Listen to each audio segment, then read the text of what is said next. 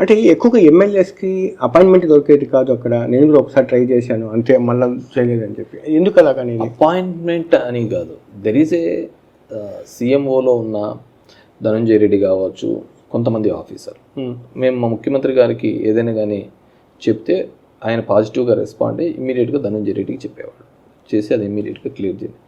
అక్కడ నుంచి మూవ్ అయ్యేది కాదు. So there are many instances. Dhananjaya phone ఎత్తేవాడు కాదని చెప్పి ఫోన్ ఎత్తేది కదా అసలు.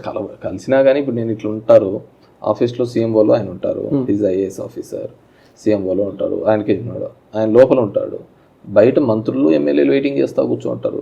ఇప్పుడు నేను I tell you one thing, నా దాంట్లో ఒక ఫ్లైఓవర్ ఉంది ఆర్ఎన్బి దాంట్లో, దానికి ల్యాండ్ అక్విజిషన్కి డబ్బులు వెళ్ళాలి. For the past 1 year I'm asking to give the money. It's అంత ఎక్కువ కూడా 15 కోట్లు 20 కోట్లు అంతే. దాంట్లో కూడా వాళ్ళు రెస్పాండ్ కాలేని సందర్భం. అదేవిధంగా చిన్న చిన్న రోడ్లు పోయినాయి, సీఎం గారు ఒప్పుకున్నారు, ఏంటి అని చెప్పినాడు.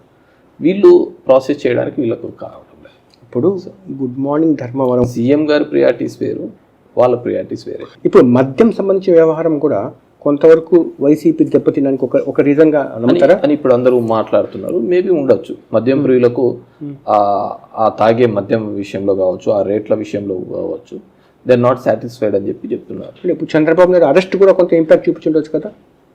సో కర్నూలు చావుకు ఎన్నో కారణాలు ఉన్నప్పుడు ఇప్పుడు దీనిలకు ఇది కనపడుతూ ఉండొచ్చు అనమాట. దీనికి ఏదంటే సక్సెస్ కాదు many fathers and failure is an orphan అన్నట్టు.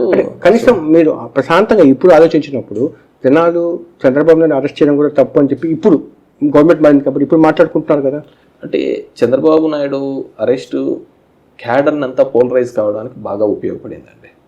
దాన్ని 1-2 ఇష్యూస్ మనం ఫ్రాంక్గా మాట్లాడుకుంటే, వాళ్ళ కమ్యూనిటీని అందరినీ కూడా కమ్యూనిటీని ఫస్ట్ అమరావతి ఇష్యూలో కమ్యూనిటీ పోలరైజ్ అయితే, తర్వాత చంద్రబాబు నాయుడు అరెస్టుతో క్యాడర్ పోలరైజ్ అయింది.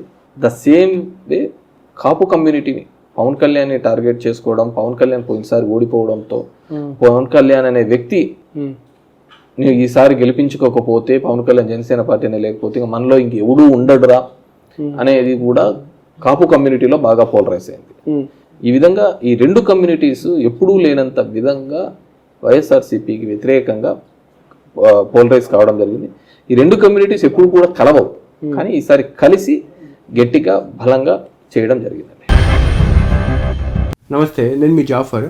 మీకు నేను మా టీం చేసే వర్క్ నచ్చితే మీరు సబ్స్క్రైబ్ చేయడం మర్చిపోవద్దు. సబ్స్క్రైబ్ చేయడంతో పాటు పక్కన ఉండే బెల్ ఐకాన్ కూడా ప్రెస్ చేయండి.